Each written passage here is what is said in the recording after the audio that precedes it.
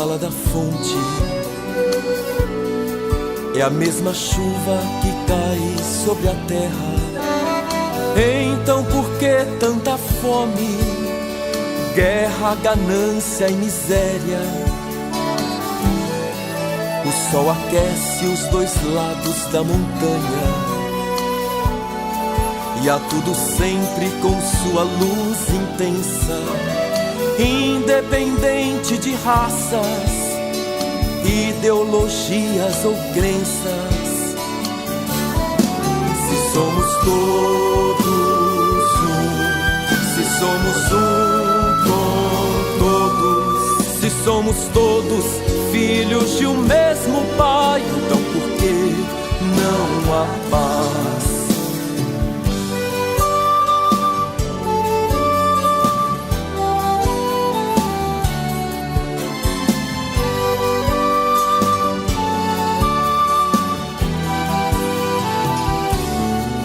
O ar que agora envolve o mundo inteiro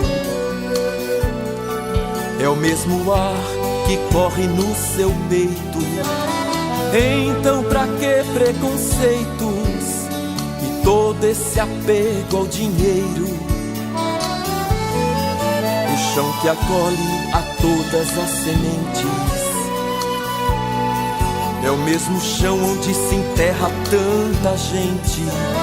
Então pra que vaidade e por que tanta maldade?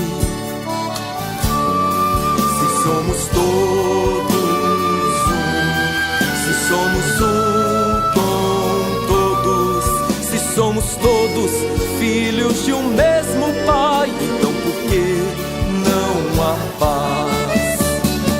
Somos todos passageiros em um barco a navegar na corrente de um rio que nos leva ao mar.